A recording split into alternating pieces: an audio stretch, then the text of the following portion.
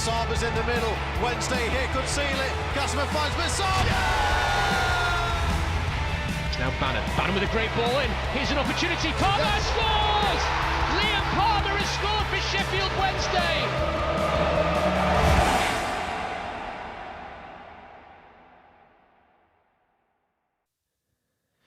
Hello and welcome to the Wednesday Tie-Dye podcast. I'm James Mappin. This is the debate show, the show where we give you the chance to come up and speak about Sheffield Wednesday. We're going to be live for around about an hour and a half, like we are every single Wednesday, until about 9:30 this evening. So do make sure you can join us for the entirety of the show. If you can't, or you want to listen back to it, normally at this point, I say head over to Patreon and sign up. However, this week, all the content will be out free of charge for everyone to listen to, as obviously we gear up to Sunday and the big one, the Steel City Derby, the first one in 5.5 years. I can't wait at the moment. You know, the nerves are starting to kick in a little bit, I'm not going to lie. And on Sunday, I will be absolutely shitting my pants. But at the moment, everything's all good. Please come up today and have your say. If you haven't come up and spoke before, not a problem. Head over to Twitter Spaces, press that request to talk button on the bottom left, and let's have a chat and let's talk about, well, we can talk about anything you want. Obviously, we can talk about the Steel City Derby this weekend, but we can talk about yesterday's win 2-0 against Norwich. We wanted a reaction, and that's exactly what we got. Fantastic performance from the lads last night. Every player to a man put a shift in, and we got our just rewards, in my opinion. You know, what did you make to that performance? Who was your standout man? Was it Ingleson? I thought he probably had his best game since the opening day of the season against Plymouth. Johnson got a standing ovation when he got subbed off, and rightly so. I think his performance has been brilliant in recent weeks. Or does someone else deserve some recognition as well? Again, please do come up and let me know. You can tweet us as well. It's at WTIDpod, or you can comment over on YouTube if you're watching us over there, and I will read them out.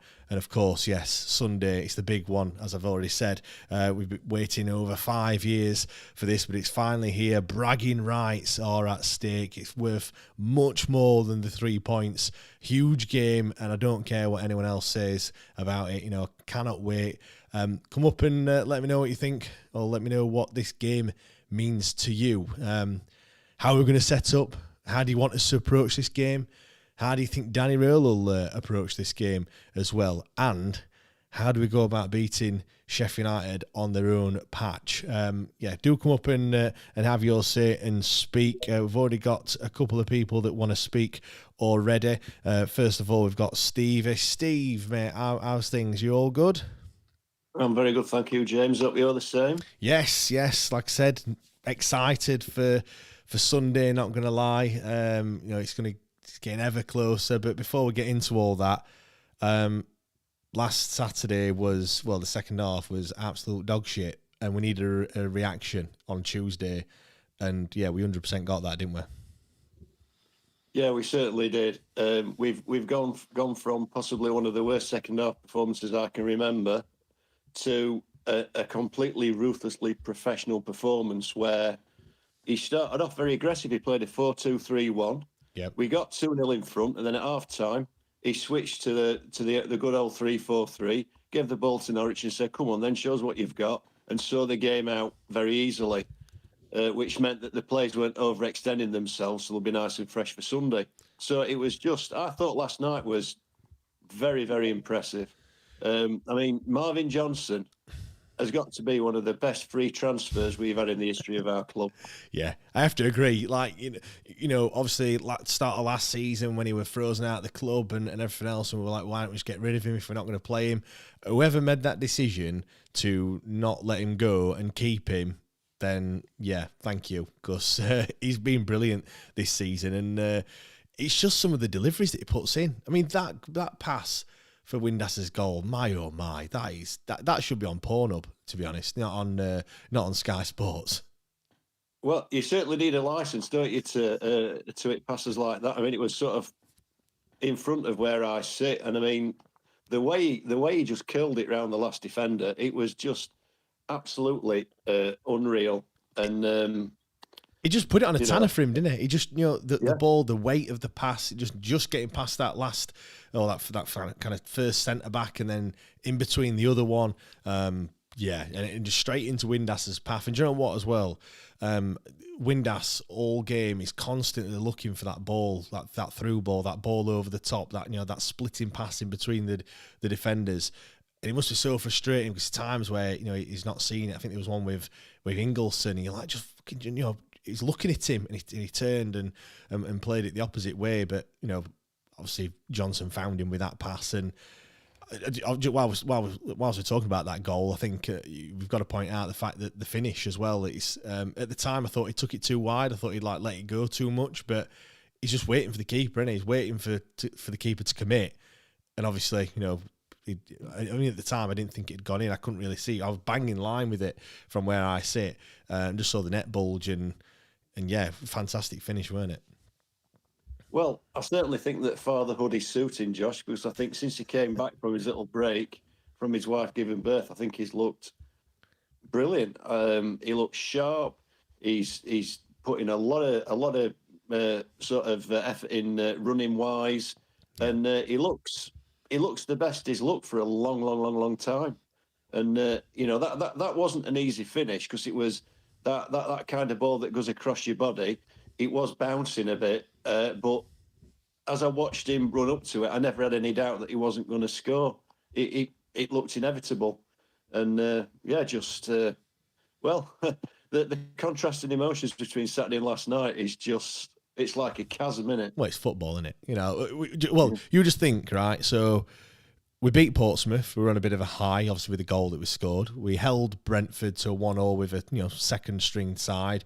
Got beat on penalties, but it didn't really matter. So we're on a high from all that. Then we have the transfer embargo. Then we have that second half display, which was god awful, and we're on his arse. And then now we have a 2-0 win against Norwich, and we're back up again. It's football's a crazy game, isn't it? How it makes you feel.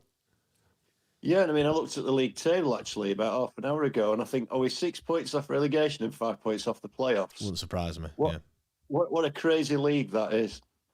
Yeah. Absolutely crazy. It is mad. The concertina effect. I mean, you look and all right, Portsmouth are a little bit cut adrift now. They're 5 points adrift of safety, but there was a point, the other week where I looked and I thought, like this point last season, we had like 2 points, and Rotherham had very few points as well, and they were like we were the two standout poor teams in the league. Whereas like this season, there isn't any team. All right, Sunderland are doing well. Those down the road are doing all right, but there's not really a team that's unbeaten so far this season, which, all right, maybe 14 games unbeaten is probably a bit of a stretch. Do you know what I mean? There's no one really shit, and there's nobody really good in this league. And to be fair, I think we probably predicted that before the season started. It is a poor championship. There isn't really many standout sides, but yeah. Steve, just whilst we're on, we were talking about Josh Windass. Do you think this is his season? Because there's been every season that he's had at Sheffield Wednesday, he's had an injury that's kept him out and things. I mean, he's got 4 goals now. He's the leading goal scorer for us. 12 appearances, 10 starts. Do you think this is his season to actually, really show us what he can do?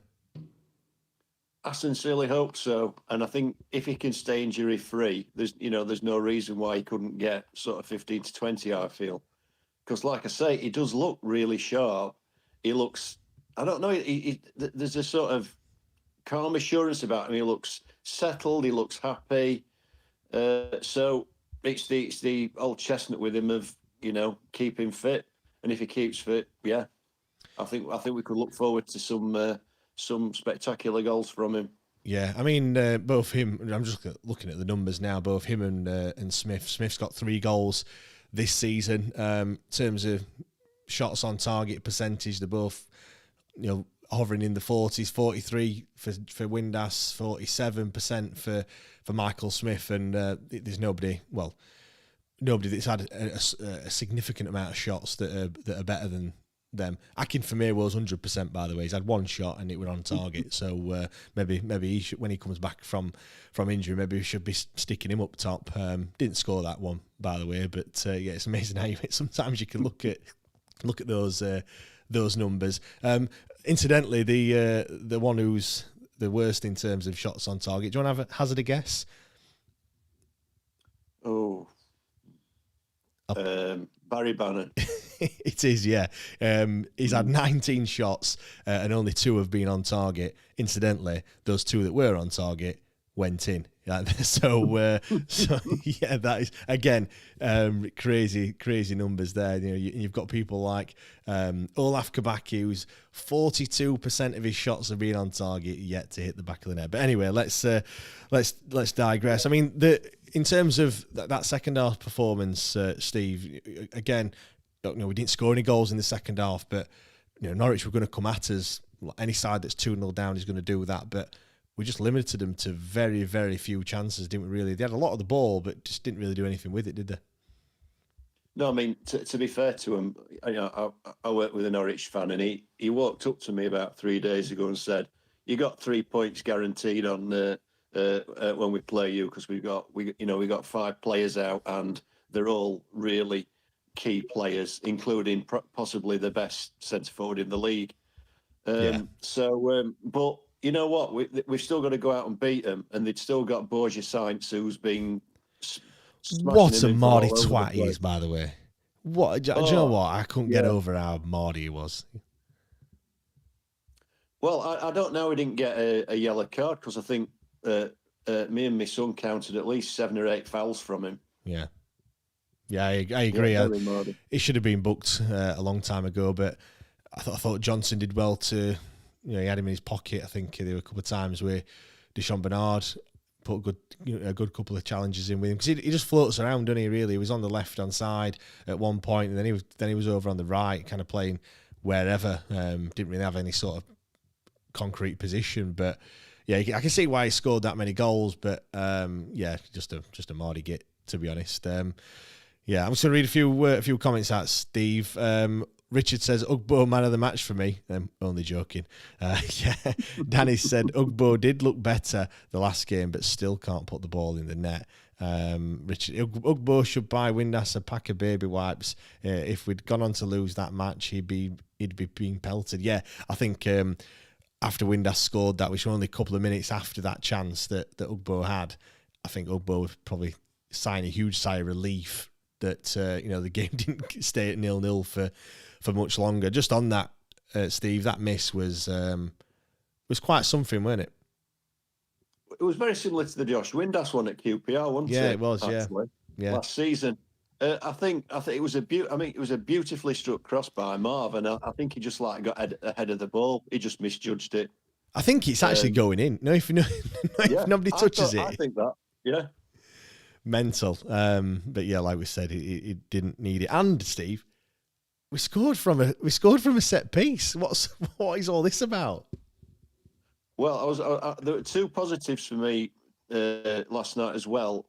I thought Deschamps Bernard was back to his best. I thought he looked like a Rolls Royce last night. He was absolutely majestic in everything he did, and never looked at any point troubled. And the other one for me is Iofa getting a goal. I think that will do his sort of general confidence of power a good, and make him feel a lot better about himself. And I thought them 2 looked really, really good last night. And it was a really commanding header and fantastic goalkeeping by agent George Long. It was, wasn't it? Do you know what? I don't want to do I told you so, but that back 3. Or 3 centre-backs was kind of what I'd predicted on Saturday. I thought Max Lowe did great against Brentford, and I thought he deserved to have another start. And having Deschamps Bernard in the middle and Iofa on the right, because I was looking at it and thinking, now he ain't got Akinfenwa. Who plays where? And obviously Danny elected to shuffle it all around on Saturday. And I just don't think it really works.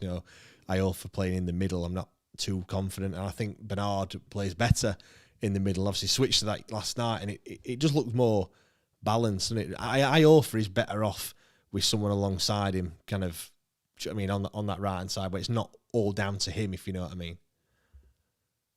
Yeah, absolutely. I think I do think that Iofa's a bit like Tom Lees used to be in that he needs somebody next to him, basically telling him where to go and where to stand. Yeah. Because he's positionally, he's got all the attributes to be a top level centre half, unbelievably athletic, all that kind of thing. But just positionally and between the ears, he's not quite there. So he needs a player. I think just telling him where to stand and what to do, and if he's got that, he's a much better proposition for us. And like I say, when Deschamps Bernard plays like that, it must be an absolute dream to play at the side of him. Yeah.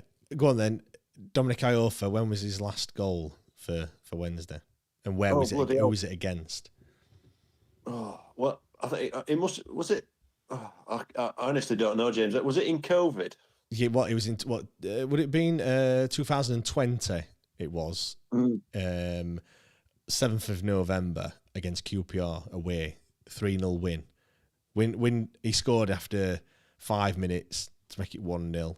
Windass scored just after half time, and Mr. Jacob Murphy scored that day as well. So yeah, 3-0 win. That was the last time. So yeah, over coming up to it would be 4 years, nearly 4 years to the day since he last scored. So yeah, an Iofa goal is a bit of a rarity, to be honest. Steve, do stick around because I'm going to get your thoughts on the Still City derby in a bit, of course. Just read a few more of these messages. I'm going to come to G next. George has said Wednesday are the highest in the league for crosses, interceptions and corners. Yeah, we need to do something with them, George. That's the main thing. Matt, I disagree with you. Whilst there's no runaway teams, there are 4 clubs that are above the rest. Sunderland, Leeds, Burnley and those down the road are, I think, a level above money talks. Yeah, I agree that they are, on paper and things. And yeah, when we've played them, they are, certainly Sunderland and Leeds have been much better. However, I think, yeah, there's no Leicester's, there's no Southamptons that obviously they've gone up, and I think the teams down at the bottom are a little bit better than those that got relegated. But yeah, we'll see how it all pans out. Jay, I'd love to know what Windass was saying to the North Stand when he scored.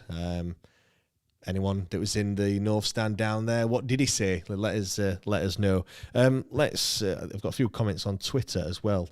Glyn said, at some point United's run of luck will end. Everything is going their way at the moment, but at some point the bubble will burst. It always does. Let's just hope it's Sunday. Absolutely dreading it, but in Danny we trust, and we finally have a manager that understands how important this game is. Johnny said, what a game, so different from Saturday, played so well. As for Sunday, shouldn't be playing, so disrespectful. It's a disgrace, I think. Right, let's come to G. G, how are you, mate? You all right? Yeah, I'm all right, thanks. How are you? Yeah, I'm fine, thank you very much. We'll talk about the Steel City derby in a bit, but let's just talk about that 2-0 win last night against Norwich. As I said, we needed a reaction, certainly from that second half performance, and I think we got it really, didn't we, to be fair? Well, first of all, can I correct you on Dominic Iofa's last goal? Was it not then?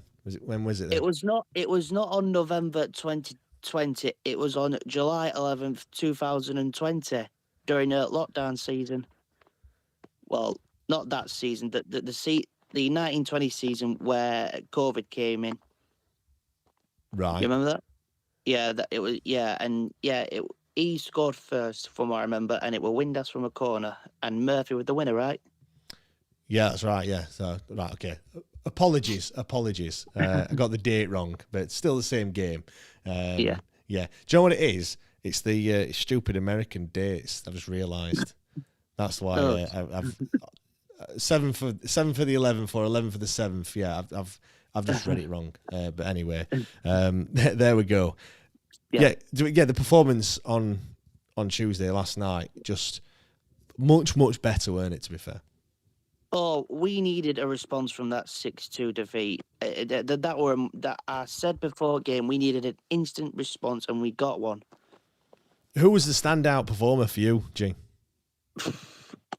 I'll just say it. That would be my boy Marvin Johnson. Yeah, he's been great, hasn't he, in recent weeks? Just I'll be honest. I think was it Steve who said it earlier? Best free agent signing. Yeah. Do you agree with that?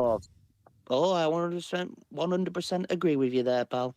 And I'll tell you my favourite Marvin Johnson goal. I think it got to be, was it Burn at home? I think we won 5-2, where Bannon got 2.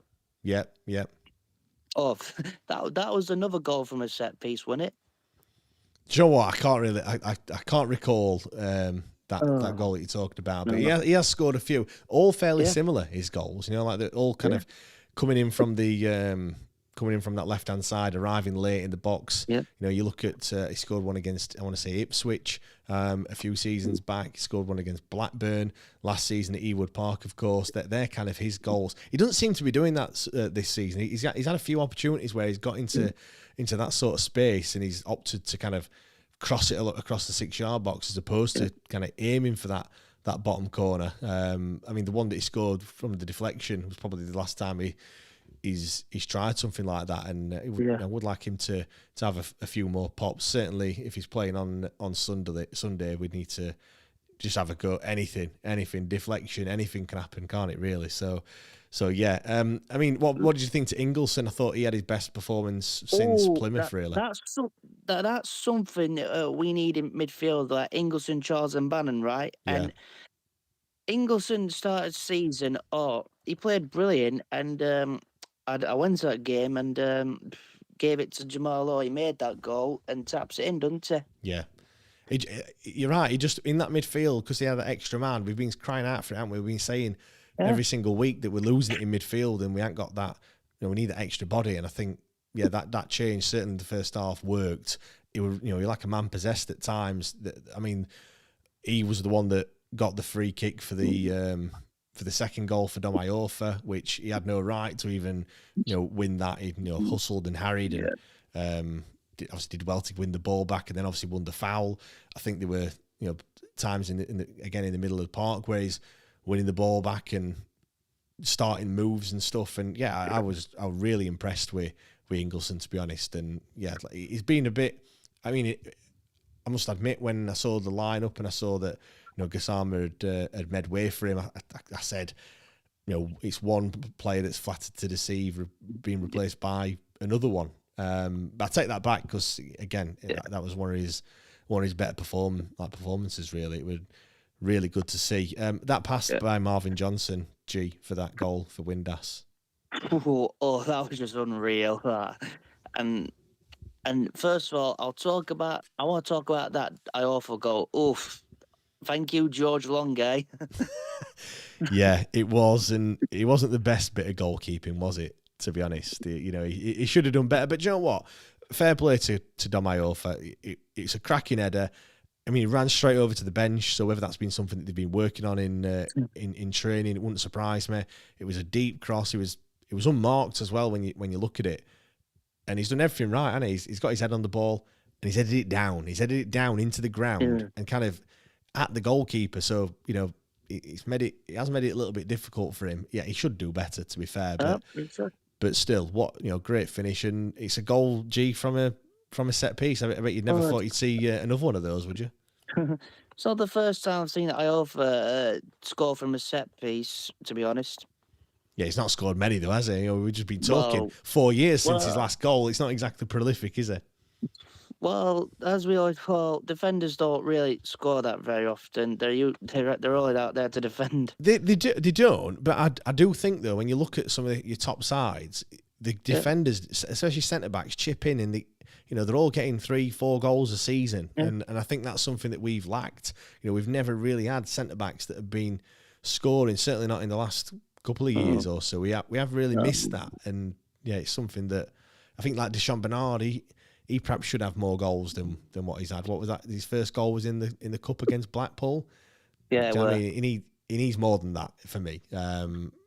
Great defensively, but we need to, the amount of set pieces that we're having, and as someone alluded to earlier, we've got the most crosses into the box. We need to be making the most of these. All right, I know your centre backs aren't really going to get on the end of those whilst it's in open play, but certainly set pieces, we need to be doing more of that on that we did on Tuesday. So yeah. What about Ugbo's miss, G?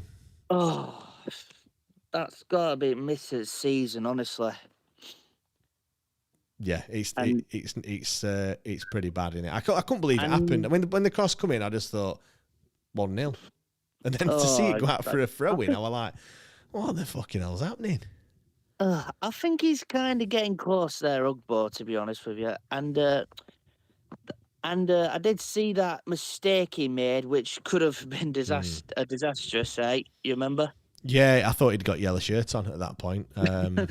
Yeah, that was like I literally don't- minutes after. I think we'd gone 1-0 up at that point, hadn't we? I think, or was it still 0? I can't remember, but I know exactly what you mean. Where he just passed it straight to them, and they were through, and luckily it didn't end up resulting in a goal. But yeah, it could have easily been a lot different. Do you know what?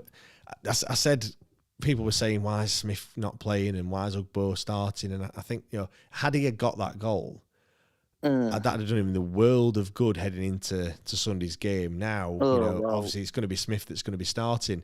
But even if he comes off the bench, had he got a goal, he's probably thinking, you know what, this is mine today. He still might be thinking that. And obviously, what a game to come into to get your first goal of the season. And obviously, if he does score on Sunday, depending on what the score is when he does score, I'm sure.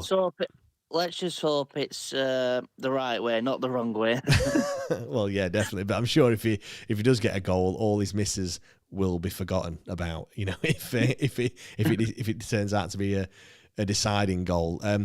G, do stick around, mate, because we are going to be talking about the Steel City Derby in a second. I'm just going to get Ted's thoughts on yesterday's game. I'm just going to read a few more comments out. Danny said, in reference to what Windass said to the North Stand, he said, I hate the Blades. Not sure if that's true or not, or whether that's just what, if Danny's joking or not. But if he did say that, then fair play, fair play. Richard said he's unmarked because Johnson pushed their defender out of the way, which must have been planned, obviously in reference to Dominic Iorfa's goal. He's also going to say, not sure if he's getting close. It went out for a throw-in. In regards to Ugbo. Ted, how are you, mate? You all good? Yeah, not bad at all. Ted, roller coaster of a season already, ups and downs and everything else, and this week's been no different, has it really? I've got a few points to make, James. You don't mind? Go on. First of all, what did I say last podcast we had? Go on, enlighten me. Well, I said we'll win 2-1, didn't I, for the start? I says because Watford weren't unexpected. Watford, because they always battle us them. We haven't been in the same league that often, but 7 games now, Ted. 7 games without a win against Watford. Is it? Well, before then, when we used to be in the same league before, it was like they used to battle us 4-0, 4-1 every home and away every year. It was monotonous for him. So that weren't all that surprises. But you can say the same. We've got to be Norwich's bogey side, haven't we? And besides, we put 5 past them, and they've always been a lot better than us. Yeah, well, there's always been lots of goals in that game. It averages, I think, in the last 9 meetings, it averages 4 goals a game, and I think obviously now last season, we were 2-0 last season. Only last 5 minutes or so. Yeah, we haven't scored all season. We any set pieces, we've got 2 corners, 2 goals, 2 apiece. Yeah, and nearly pinched it at all. Yeah. So the other point is. That referee, you got to give that referee a shout. I thought he was brilliant. It weren't. I thought he let the game flow. He did. That's exactly. That clown on Saturday. He spoiled game. He was stop-start all the time. He couldn't get into a rhythm. Yeah. Not saying that was down due to like us losing 6-0, but it didn't help matters. Do you know what? Do you know the referee on Saturday? Do you know what I think didn't help? The fact he booked that Porteous lad fairly early on for. I don't know what it was for. I don't know if it was for dissent or what, but I think that kind of set the tone for the rest of the game. And then he booked Smith for something very similar, 5 minutes later. And then I think he'd made a rod for his own back at that point. And it was very... Smith kicked ball away, didn't he? Is that what it was for? But it was meant to be blown up for a foul or offside.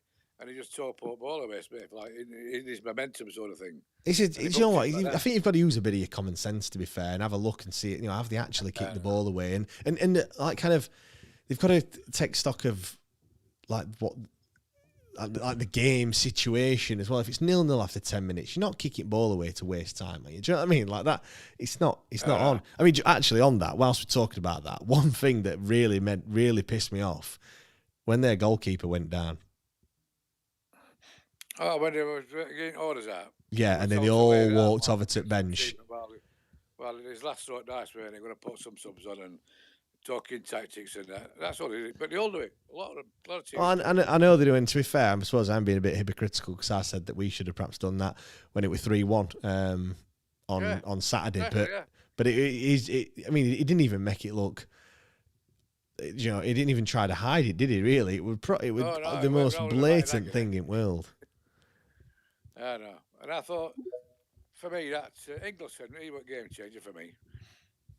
Yeah, he was fantastic. I said he's had the best performance since Plymouth. Every time he plays that three, him, Bannon, and Charles. Yeah, we look a lot better every time he plays it. But I can't trust it anymore. He'll probably go back to a two-hit midfield again against United. You'll watch. He needs. Do you know what?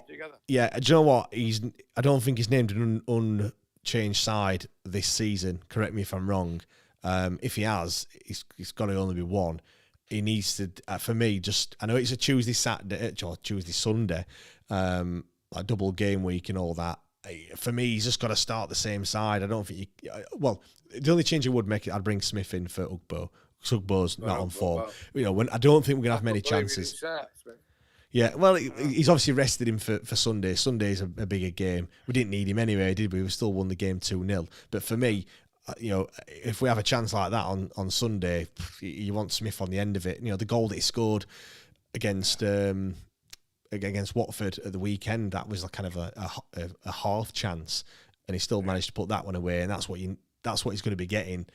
You know, on Sunday, there'll be some half chances and stuff like that. Ted, there's been a question from Kevin. He's put, why is Danny complaining about the noise from the fans again? Not cool. What do you make to that?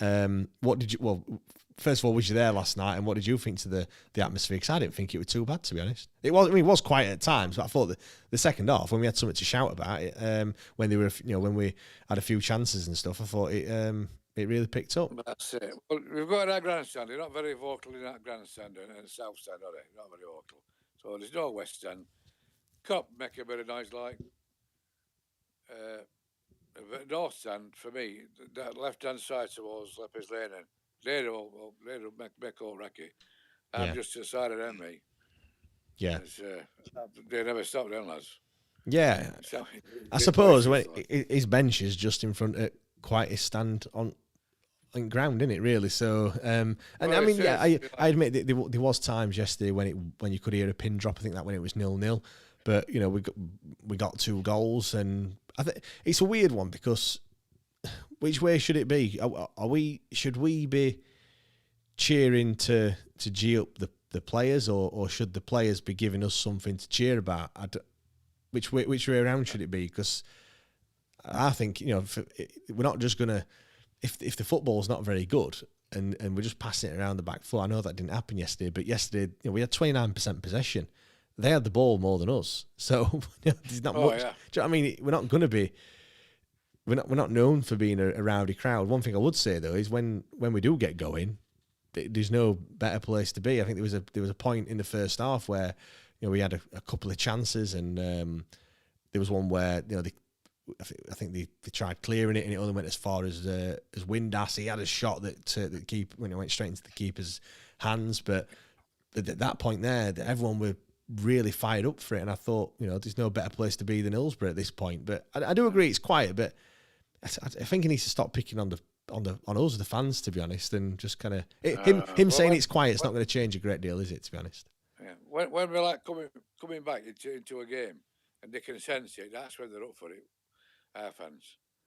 Yeah. It's brilliant. I had it again. I remember the game against Bristol. Remember that one when we were losing. I think Adam Flint was playing for them at that time. Adam Flint was playing for them at that time. The one where Kieran Lee scores as well. They posted a penalty at Lepers Lane, and ball bounced out, went straight out of there and scored. Well, they had a penalty, didn't they? And then I think Hutchinson had got sent off. I want to say it's Hutchinson. Yeah. Then they had a penalty. They missed it. It went off to halfway line, and then they brought a man down, and then they had a man sent off. So it was back to level pegging, and then we scored. Kieran Lee scored. 90 something minute or whatever to win it.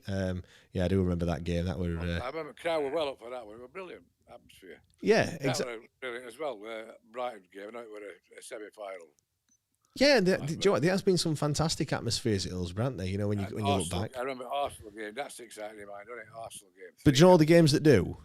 There's a theme, and it's when we're the underdog. Oh yeah. Peterborough, Arsenal, Newcastle. They're all ones where you'd say the atmosphere has been incredible because there's two things: underdog, and it's full. And if you put those two things together, there's no better place to be than Hillsborough as far as an atmosphere is concerned. That's just a fact of the matter, you know. And or even I think what you have to do is have a shit ref. If you have a shit ref, then that kind of gets crowd pumped up, you know. When a few bad decisions go against us, but I'd rather not have the bad decisions, to be honest. I know. Well, last night I thought honestly, you know, there's something flashed up on my phone this morning on Google about that referee before game.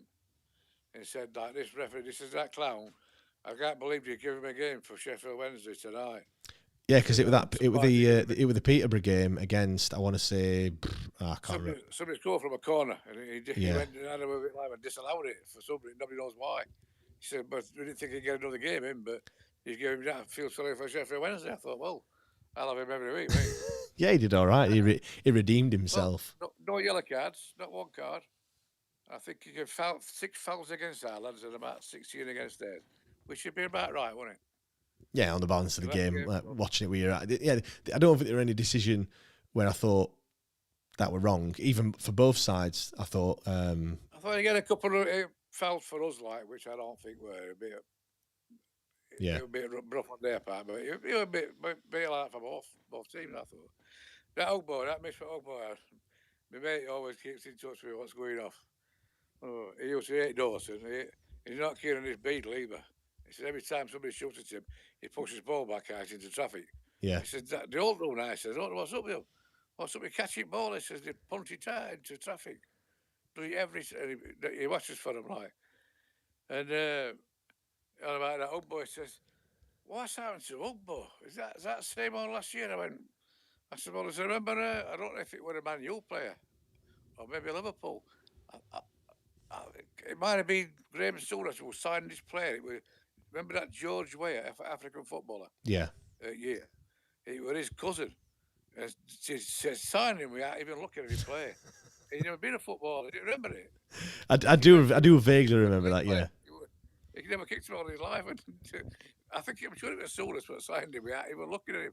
No. So, I think that's Ugbo's cousin, that. Probably is to be. That's why he didn't sign until a bit later on, weren't it? Because, trying to... You had the right possession, by the way, Jam. I'm going in a bit. Possession, I'm just watching Leeds match. And Dave had a 73% possession then. And Melbourne been in their box once and scored. That's how it goes, isn't it? That's how it goes. It's crazy at times. People think possession don't win your football games. It's the chances, putting your chances away that does. So, Ted, do stick around because, like I said, we'll be talking about Steel City Derby in a very, very short while. But I'm just going to get Peter's thoughts on yesterday's game. I'm just going to read a few of the messages out as well. Johnny said, I'm going with the same score as this game, even though it shouldn't be taking place. He's put a ticket of the 93 FA Cup semi-final. Dave said, Rob Staten gave Danny the bait in his interview. It wasn't Roll that brought up the crowd noise yesterday. I suppose, yeah, they do that. They do that quite a bit. And Gav said at start of the season, Wednesday get the first pen at 0-0, 90th minute at the Sty.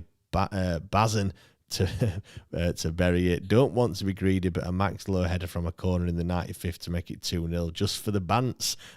Peter, we'll get on to the Steel City Derby in a second, but as I've been saying to everyone, we needed a reaction and we 100% got one. Absolutely. Yeah, it was just what the doctor ordered after the second half debacle on Saturday. Yeah, couldn't fault it. I was a bit nervous with Bernard every time the ball went near him. Didn't want him to get a booking for obvious reasons. Yeah. But yeah, you couldn't wish for a better game for us. Yeah, we kind of, if we had got beat again, going into the game on Sunday, I think, I mean, everyone will be downbeat and thinking it's just going to be a cricket score or something like that. But now, having won the game, do you know what? In a weird way, I'm quite glad that they've won as well, because I think if they'd have got beat, they'd have been, on the rebound, a bit like us, for Tuesday. I know it's a different game, but they'd have been, even more fired up to make amends and stuff like that. Whereas, I don't know, maybe a bit of complacency might set in. But we'll talk about that in a sec. Who were your standout man on last night, Peter? I thought Marvin Johnson was different gravy to anybody on the pitch. I thought it was quality, and you quite rightly said, I don't know who said it, it might have been Steve, I think, at the top, yeah. Steve said it, or somebody said it, that I think let's call it a clearance by Ugbo. If he doesn't head that, I think it was going in the far corner. But anyway, that's by the by. His crossing ability is just second to none, isn't it? We haven't got anyone at the club to do that. No, on his day, his left peg is unbelievable. But on other time, I think he crossed one later on when he were clear through in the first half, attacking the Leppings Lane end. Yes, he did. And that were absolutely, that were pipe, that were rubbish. That went halfway back up Leppings Lane towards Ship Shop. That weren't very good at all. But that's why we're playing the Championship and we're not playing in the Champions League. But yeah, you couldn't have wished for a better game. As far as Norwich were concerned, I mean, hats off to their fans, 1,100 fans coming all that way on a Tuesday night, top following, can't fault them at all. But they were toothless, weren't they? They really were toothless. Yeah, I know they've had quite a few injuries, haven't they? And like someone put in the Discord, it's basically got to go on. Their player, their star player. What's his name again? I forgot his name, but he's basically he's injured. Yeah, but the one that played yesterday, the Mardy git, it was him. Oh, Sarge at St. Signs. Yes, Borgia Signs. That's it. Yeah, It's him plus 10. Do you know what I mean? It was just it were him plus 10 others, and I felt like it was a bit like that yesterday. I think they got. I think we just did a number on them. They had the ball, 29% possession. We had. We let them have it. And I think they're crazy stats, aren't they? And we've done that multiple times this season. Do you know what? I wouldn't have thought that we had so little possession. I think it's just because the vast majority of their possession that they had was just kind of. We're not going to get much more at the weekend either. In all fairness, and I listened to Football 11 earlier, and I think the attitude. I forgot his name now. The guy who does their podcast, Jimmy somebody. Yeah, he does one of their podcasts, and it was quite arrogant the way he said it. He said, in all fairness, Sheffield United should win because we've come down from the Premiership with these players and a far better squad than Wednesday's got. They've come up from League One, and I hope the whole club is thinking that way, because that sort of arrogance is the fast way to talking yourself to a defeat and thinking you're too good. Yeah, whilst I think he's a little bit arrogant, I think he's still right though. Like when you look at it, the value of his squad. I'll say yes and I'll say no, James, because we've already said it tonight, and we both know on our day we can compete with anybody. Equally so, as we saw last Saturday, we can be equally as poor. But you take the name from it. Say it's I don't know, Burnley, for example. Yeah. How many of Burnley's players would you have over our players? And I think you'd probably go, quite a few. Yeah, 70-30 in terms of, you probably pick quite a few of them. I know we might say we're not going to have any of their players for obvious reasons, but the same thing does apply, and you would pick quite a few of them if it weren't for the fact that they were from them. So I think he's right, and I think it plays into our hands because we are going into the game as underdogs. Like there's no two ways about it. Yeah, absolutely massive underdogs. But I think, like we've said it countless times tonight already.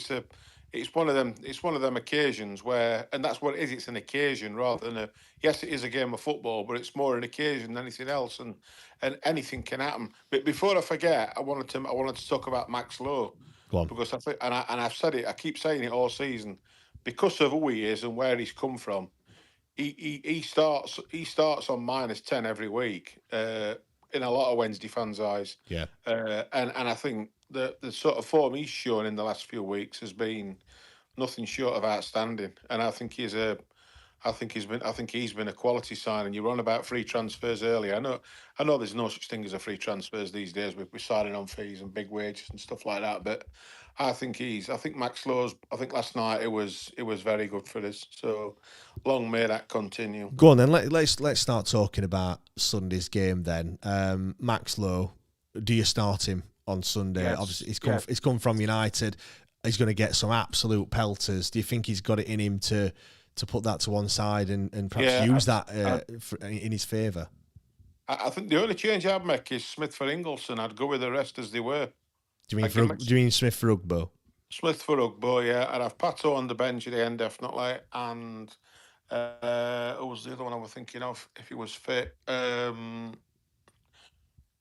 I've got a little sneaky feeling, and I'd have them both on the bench, Masaba and Gassama.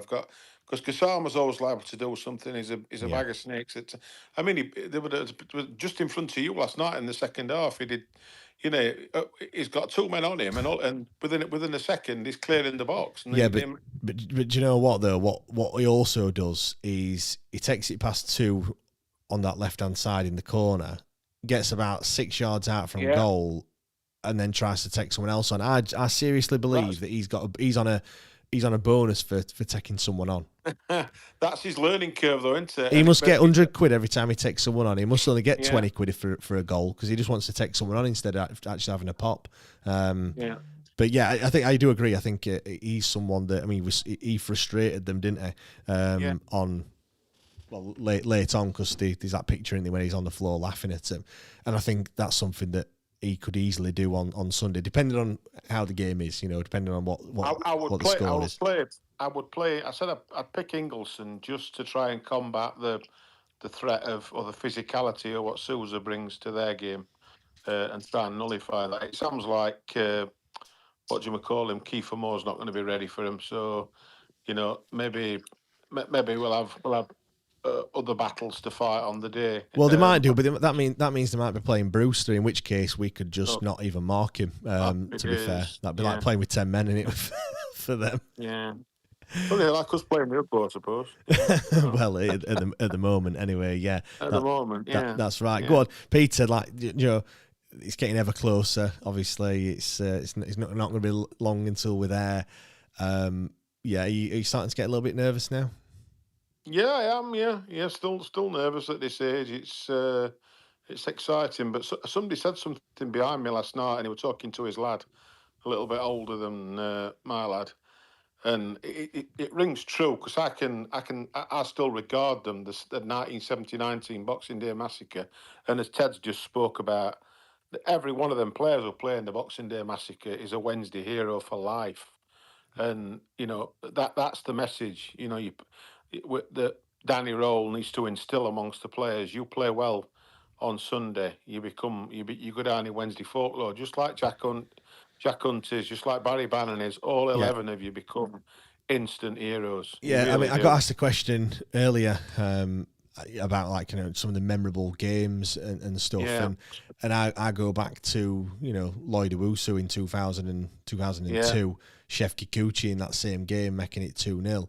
You go back to Tudgai and Tommy Spur at the Lane.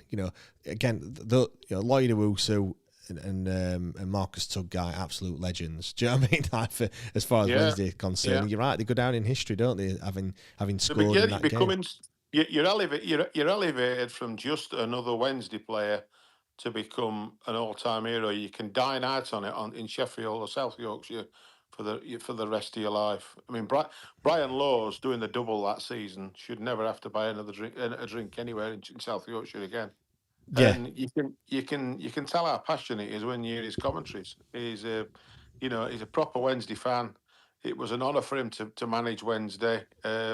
He's a proper art on his sleeve footballing character, and for me, that's what it's all about. It's an occasion on Sunday, and let's hope we've got 11 more characters than what they have, or at least half a dozen more than what they have, and we can do a number on them. Do you think there's players that'll know the importance of this game? Yeah, I think every single one of them will know, and I think that's why playing people like Max Lowe, who's played for both sides, Marvin Johnson, who's played for both sides, Bannon certainly knows the importance of it, And then you counter that with the coolness of Bernard. Iorfa's a little bit of a laid-back character. Beadle, maybe similar ilk, similar character. And then, Shea Charles. Do you know? I'm stopped. I need to stop talking about it because, I'm getting excited. I'm gonna settle now for a 0-0. I don't want to carry on talking about it. You start talking, James. No problem, Peter. Yeah, I'm just going to come back to Peter. I'll come back to you in a second, mate. Let's go to Stevie then and get his thoughts on Sunday's game. And yeah, it's that game that we're all looking forward to, of course. Obviously, the one at Hillsborough is even bigger than the one at Bramall Lane, but still, it's a Steel City derby. And does it help, Steve, that we are going into this game as underdogs? Does it make it a little bit easier? Oh, absolutely. All the pressure's on them. They've got the multi-million-pound squad. They've got the parachute payments. They really have got to win that game, haven't they? Yeah, 100%. Like, they need... Obviously, it's 3 points and stuff, but they need the win more than what we do from a league perspective. I don't mean from a Steel City derby perspective or anything like that. I think a draw would be a good result for us. I'm gonna say it now. Like, if we can take a point away from them, a 1-1 draw or something like that, or a 1-1 win, as they'll probably call it, no doubt. But I think. I think for me it does massively help, just in terms of the way that we as fans can approach the game. In that, we're not expecting, if we take his blue tinted glasses off, we're not expected to go there and win the game. If you had a five and you had to, life or death, and you had to put it on what the outcome of the game is going to be, you're probably not going to put it on a Sheffield Wednesday win if we're being honest about it. Having said that, stranger things happen, and I think. If we can just frustrate them, and if we can keep it at 0-0 for as long as we possibly can, then I can see their fans turning, to be fair, and getting angry and frustrated that they can't break us down. And I think we showed in that second half last night that we can be that side, can't we? Definitely, and Danny will probably have watched Chris Wilder's last 100 games. Yeah. Because I don't know whether you saw in the press conference, but he actually admitted to watching some matches of the Norwich manager when he was manager of his team in Denmark, just to get a feeling for his style. So I've no doubt that Danny will have prepared assiduously and done his own work on Chris Wilder. And it's going to be an interesting battle between the two managers, because, to give him credit, I think Wilder's quite a clever tactician. Him and Alan Neil, they're always hatching plans and stuff. And I can remember Wilder handed Carlos's arse at Hillsborough in the 4-2 game, didn't they? Yeah. Tactically. Yeah. I think that the battle between the two managers tactically will be very, very interesting indeed. Well, how do we go about beating Sheffield United then, Steve? Or what do we need to do? Don't state the obvious and say score more goals than them. Well, I just think that they're a huge side. They're a very physical side. And we're going to have to stand up to that physicality. To a man, everybody is, they're going to have to put the bodies on the line, and they're going to have to match them, and earn the right to play, to play football. And I just think we've got players who can, I think I know Musaba's not in very good form at the moment, but I think Gassama and Musaba are two players who could hurt them down the sides. I don't know. I've just got this funny feeling we're gonna sneak it on Sunday. Yeah, I don't blame you for thinking like that. I mean, Steve, you look at the numbers and the stats and stuff. Goals scored 18 for them, 17 for us. They've only scored one more goal than us this season. The big difference and is obviously the goals against. 24 goals conceded so far this season for us, just the 7 for them. Second best defensive record in the league. Only Burnley have conceded less goals than them, and they've conceded 6. We conceded nearly the amount of goals that they've conceded in the whole season on Saturday in just one game. That's the difference in terms of firepower. Clearly, they're just as good or bad, whichever way you want to look at it, as us. to be fair, like I feel like goal scoring is if you ask me what do we need to do, I'd be saying convert as chances more. Looking at it across the whole season and all the clubs in the league, we're just in the top half in terms of goals scored, which does surprise me a little bit. With 17 goals, Sunderland are on 23, and you've got Swansea, QPR, Portsmouth on 11, 12, and 13 respectively. But we're up against a side that doesn't concede many goals, and we don't score. We don't convert his chances, like I said, as much as what we perhaps should. But this is a game on Sunday where we need to put them chances away, because I don't think we're going to have many. If they're going to try and limit us to very few, and if we do catch them on the break, we've got to make it count, haven't we? Yeah, and I think that's where we can get to them, because they've got these very statuesque centre halves. I mean, that kid that's on loan from Leicester, the Australian, he's 6'7", isn't he? Yeah. I mean, he's an absolute unit. So we need to Harry Suter, isn't it, that one? That's him, yeah. We need to move him around a bit, and move the ball intelligently, and pull him about a bit. And I think and get him behind him. I think that could be, one of the keys to the game. And I mean, do we trust what they're saying about Kiefer Moore? Is it a bit of sort of phony war stuff where they're going to insist that he's going to be out injured, and then when they name the team on Sunday lunchtime, he starts the game? Possibly. You won't put it past him, the ham-faced guy. Yeah, ham sandwich with his lying about his team selection. I mean, if Kiefer Moore is out, that's a real positive for us, because he's a very effective player at this level, and like I say, it'd be a massive advantage to us if he wasn't playing, because I think he's played most games this season, Kiefer Moore. And they'd have to put somebody else in that position who's not integrated into the team as much. So that'd be a plus for us. Yeah. So it's I don't know about you, but I keep thinking about it throughout the day, and I'm starting to get that gripping feeling in the pit of my stomach now. I'm still excited, mate. I am really excited. I just can't wait for it to be Sunday now. I just want it to be there. Like I said, on Sunday I'm going to be totally different. Getting that ground, and just come kick off, I'll be in absolute bits. But I just think the atmosphere is going to be incredible. It's just it's just going to be a great day, and I can see us quieting their crowd down, and we're not going to stop singing.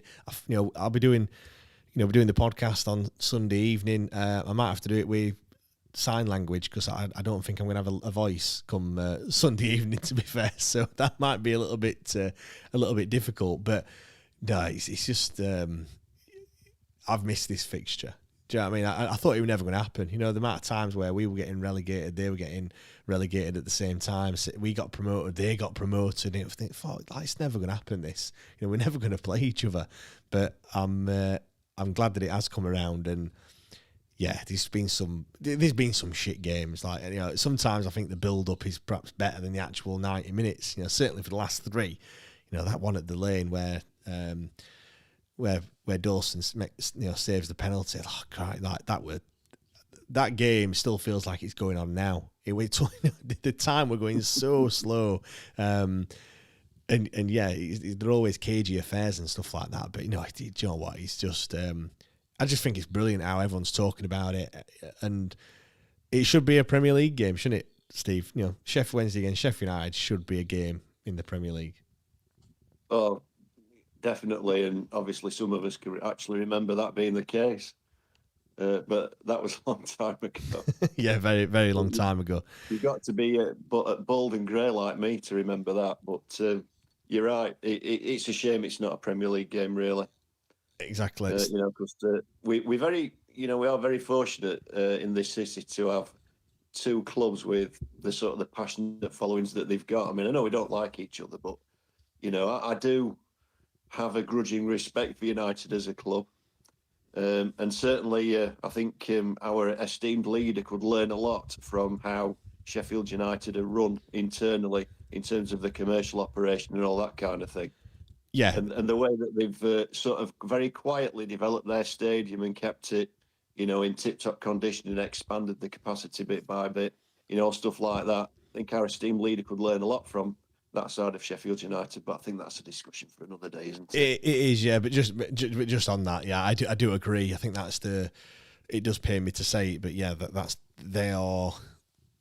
Well, they've got their issues as well, but yeah, in terms of that side of things, the fact that they've got a hotel attached to the football club, let's just say they've got other revenue streams that are coming into the football club, which mean that the owner doesn't have to put his hand in his pocket as much as what ours does, which just comes down to poor planning at the end of it. But yeah, that is another. Let's not bring the mood down, Steve. Let's keep it upbeat for Sunday's game. Steve, thanks for coming on, mate. Do really appreciate it. A reminder, you can come up and have your say as well. We're looking ahead to Sunday's game, Sunday's massive game against those down the road in the Steel City Derby. So press that request to talk button. If you're watching on Twitter, if you're watching on YouTube and you're thinking, where the hell's that request to talk button? Twitter Spaces is where you need to be, and that's where you need to find us and come in there, and that's where you come up and speak. I'll read a few comments out and I'll come back to G and get his thoughts on Sunday's game. Let's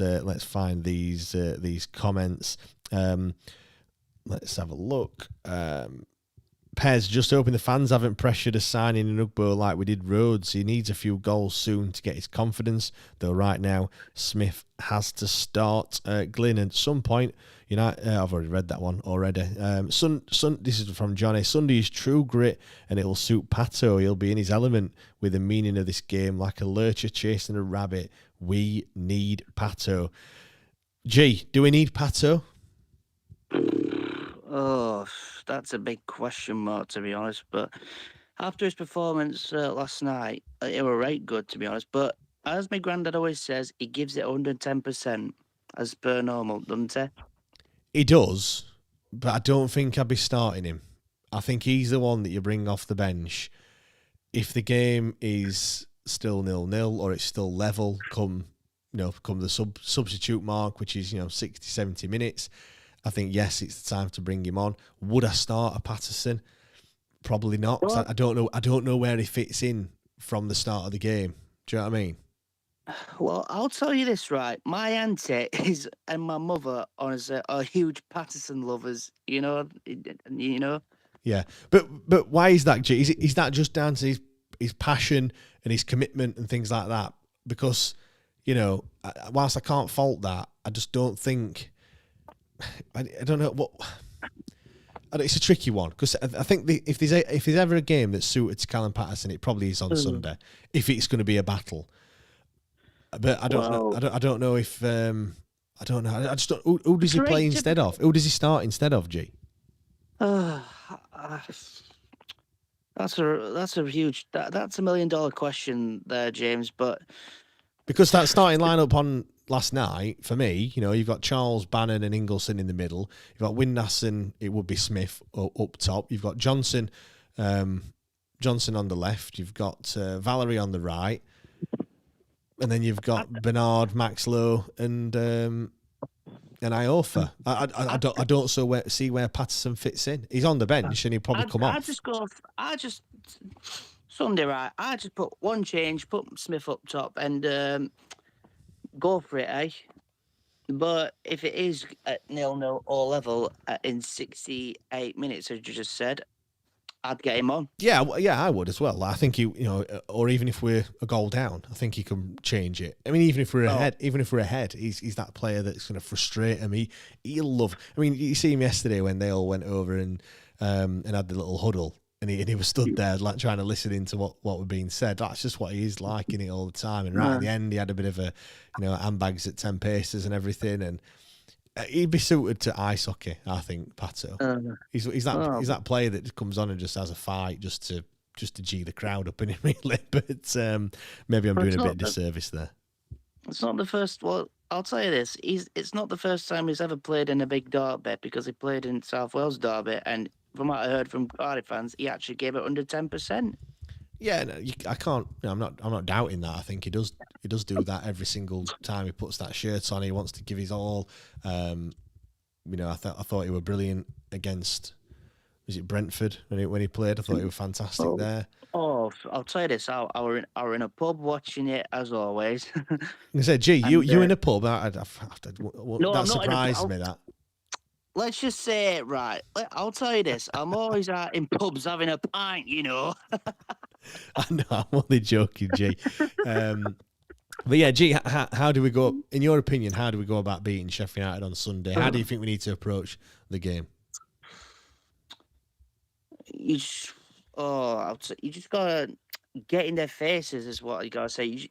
In fact, what I just heard, right, from Radio Sheffield, right, it kind of does sound like arrogance. Say they're gonna win, right, but all I can say, right, if you're gonna win it, just win it. Don't say it, right. Yeah, I know, but you know, again, I suppose they can't come on and say they're not going to win. Really, you know what I mean? Well, it's funny how they say it because some of them say, "Oh, Wednesday will nick it." Well, I hope we do, to be honest, because if we do nick it and win it, I'll be getting on a high 3 times a day. Yeah, look, if we can win on Sunday, yeah, I don't know what I'll do to myself on Sunday. To be honest, it just means so much. Just ask away. What will you do to yourself if we do win? I can't say on live on here what'd happen. G, mate, massive thanks for coming, pal. We can keep moving it on. Mate. But yeah, if you want to come up and tell us what you think about Sunday's game, how we're going to beat Sheffield United, how we're going to approach the game, and everything else, do press that request to talk button over on Twitter Spaces. I'm going to read some more comments out. Dan said the young defender is improving game by game, obviously meaning Otagbeo. Richard said no one is better in the last 10 minutes for shithouse and a free kick than Jedi Gassama. Dan's also gone on to say the run down the touchline, Brian Laws. Absolutely love to see Danny do that. Yeah, I agree. If he did do that, I mean, do you think he's going to do that? I know against Coventry, obviously, he ran straight over to the away fans. He's probably more likely to do that, really, than run down the touchline. But we'll see. Hopefully, he is running to something, and hopefully, it is a goal and a win this weekend. Ted, I'm just going to come to you if you are still there. Sunday against Sheffield United, I've asked the same question. I'll ask the same question to you. How do you feel we go about beating Sheffield United? First of all, that big lump of theirs, mate. What do you call it? Harry Souter. Souter. He's not Australian. His brother played for Scotland. He's got a Scottish accent. Probably got a boomerang shop somewhere. He went on holiday once to Australia. I think that's what it was. Got a boomerang shop. Yeah. But I think main thing is we've got to keep 11 men on pitch. It's going to be fire, ain't it? Yeah. And I can see him. I can see Smith having a tackle with that big Souter. And also Ingleson and Sousa, if he plays Ingleson. Got to play them 3 midfield. If he reverts back to 2 midfield, we'll get overrun. We will. They've got legs on us and all them, as well as a bit of height as well. I think we've also got to ride his luck a little bit on Sunday, if I'm being honest. I think to just being brutally honest and again taking my blue tinted glasses off, I feel like they've got to be a little bit on their off day. They're going to have chances. They've got to, Beadle's got to keep do better. let's say just make some more saves than what he has done so far this season. And we've just got to be ruthless at the other end.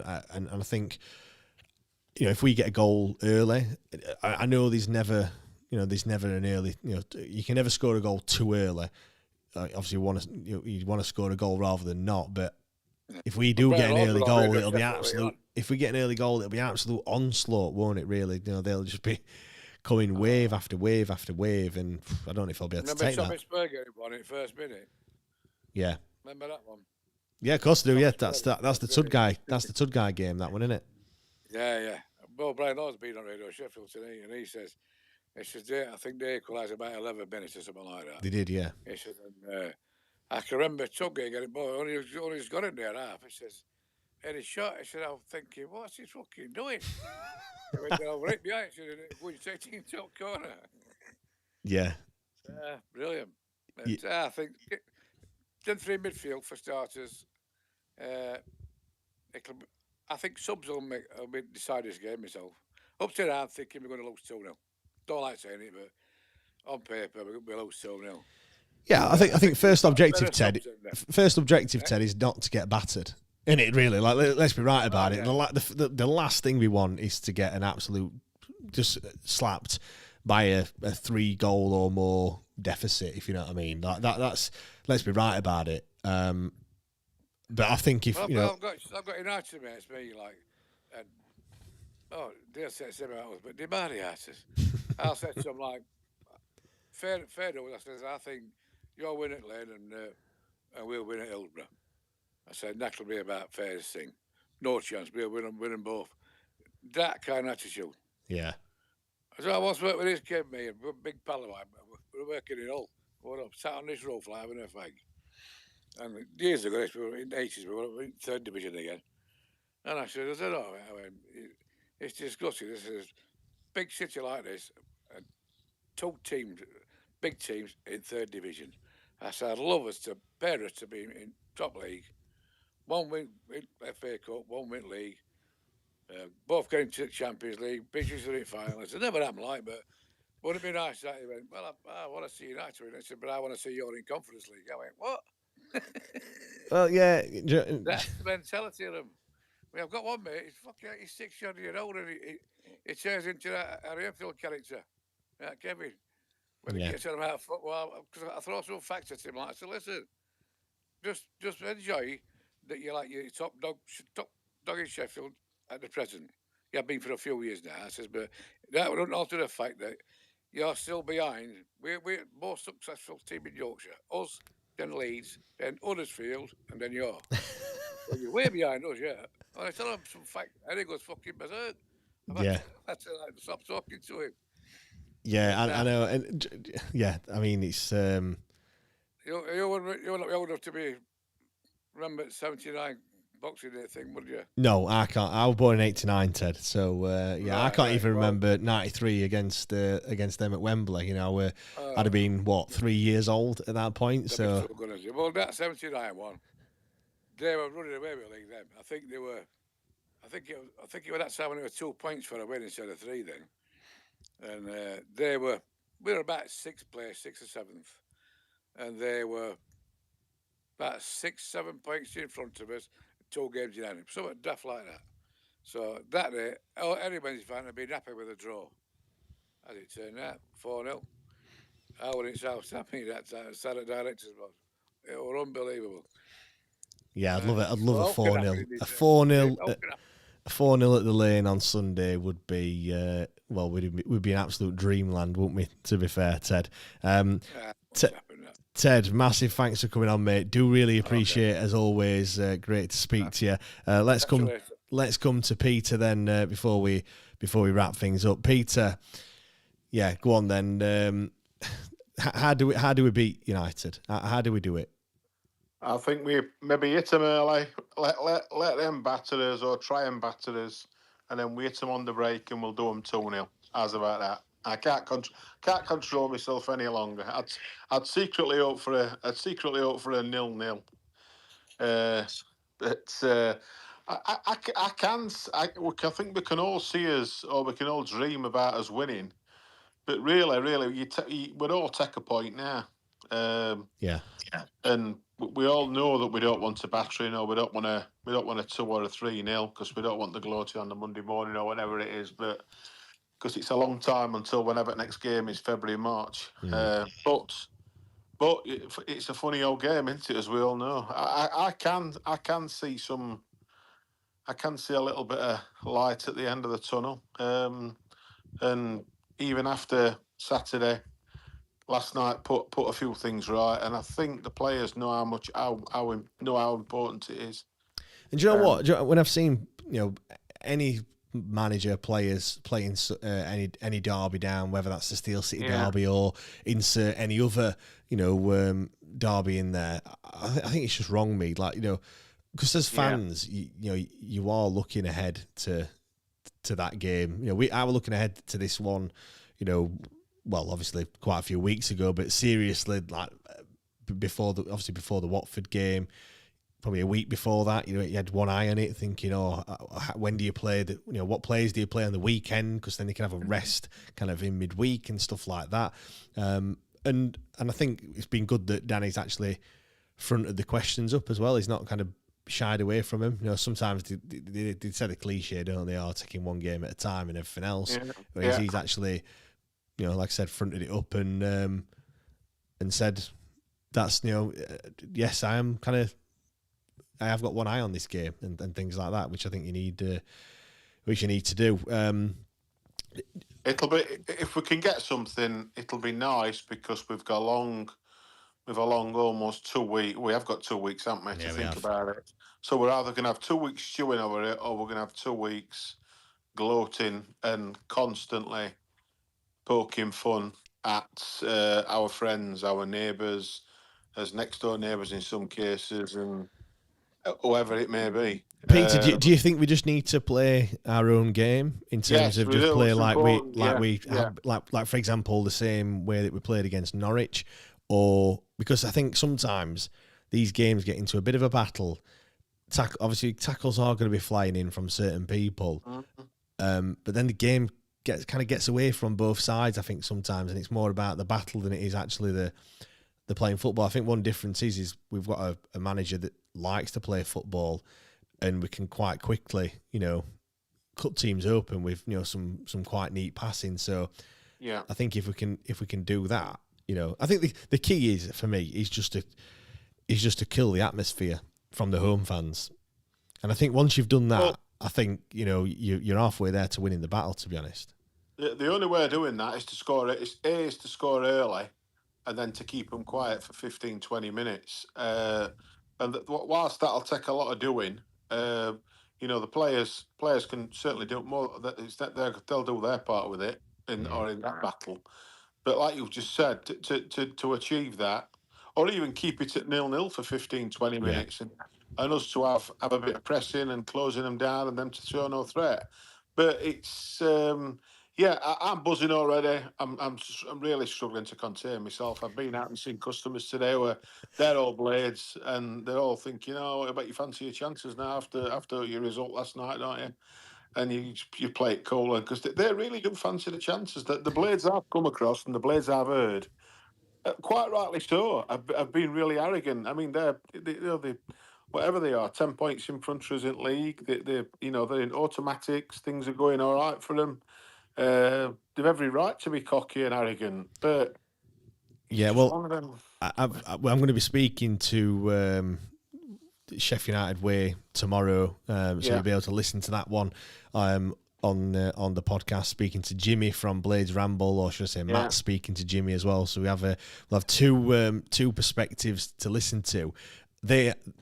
Sheffield United Way asked me to do a little video that they've played on their preview show earlier, and I just kind of I popped it on just to see what they were talking about, and obviously they played my video and then responded to it, and one of them was saying I feel even worse after listening to what I said, and I was just saying how I'm excited for the game, and I think they're trying to play it down a little bit, trying to play not the importance of the game, but how confident they are, because I think it's one of them ones, isn't it? When when you're uber confident about a game, there's always that. It's like a bit of a banana skin, isn't it?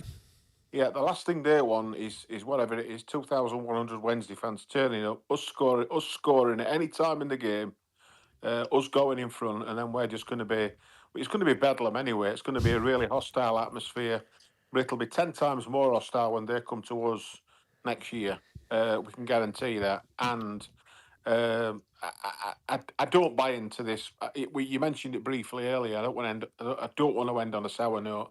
I don't buy into this atmosphere thing. I mean, I defy any atmosphere of any team in the whole world after a 6-2 drubbing to sound any better than what we did last night. And I think it was a bit mischievous of Mr. Staten in his journalistic talent, because he's a far better journalist than that. Yeah. To sort of set Danny up like that, and I felt a bit, Danny is learning as a manager. In 5 years' time, I hazard a guess he wouldn't answer a question like that, and he just shrug it off. But it's just one of them things, isn't it? I don't think there's a problem with the atmosphere. I sit in T1 with all the young, the young, like I said right at the start of the season, the young enthusiastic kids. They like to sing, they like to laugh, they like to have banter. Yes, they are mischievous, like a lot of us are. We all take the piss, and that's part of the atmosphere of going to football. But after Saturday, it really did, as you said, James, it really rips the guts out of you, doesn't it? Yeah. And do you know what, for me though, Peter, it were like what 80 odd minutes, and then it went into the 90th minute where we was what were they singing? Hello, we are the Wednesday boys. And it was just like that, and the kind of song kind of petered out a bit, then it came back again, and I thought that was brilliant. That just non-stop, well, not pretty much non-stop singing, and it were, I mean, Danny just disappeared off down the tunnel. I don't know if you saw when after. I didn't notice last night. I didn't look. He shook hands and disappeared off, which someone said to me like, "Oh, I thought he'd stay," but I think, to be honest, I think that was a ploy to be like, it wasn't me tonight. It was the players. Do you know what I mean? Like the players have done it. The players have got this result, not him. Yeah, it probably feels bad still after Saturday. Because he openly said, didn't he? They had him in on Sunday morning and read him the riot act. Yeah. After showing him the goal as soon as it came off last Saturday, so mark my word, he'll be in front of the fans on Sunday definitely. He'll be getting us going, and anybody who is going, then we've just got to play us part and come back with sore throats no matter what happens on Sunday, win, lose or draw. Just give it everything we've got as fans. My voice will have gone on Sunday, so I'm not holding up much hope for the podcast. It'll be the Barry White impersonation show, won't it? It will be. Yeah, I'll have to keep it lubricated with some beers on Sunday, which might make it worse.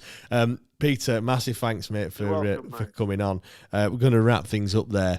Massive thanks, everyone, for coming on the show. If it's your first time listening, then every single Wednesday night, 8:00, we're live on Twitter Spaces, X, and YouTube as well. So do get involved, do listen in. Like I said, normally at this point, I tell you to go over to Patreon and sign up. But all week this is going to be loads of content out there for everyone to listen to, whether you're a member or not. But of course, if you want to listen to this more regularly, then patreon.com/WTRD pod. Just finish on, Sunday's massive, absolutely massive game. I can't wait for it. Like Peter said there, we're going to do our part. Everyone that's got a ticket on Sunday will be absolutely singing his hearts out. Let's just hope we put a performance in. A performance akin to what they did last night, and I think it'll be a cagey game, but I can't call it. It could go anyway, to be honest. But all I know is the atmosphere is going to be incredible, and the Steel City Derby is back again. Thank you very much, everyone, and we'll see you all next time. Cheers.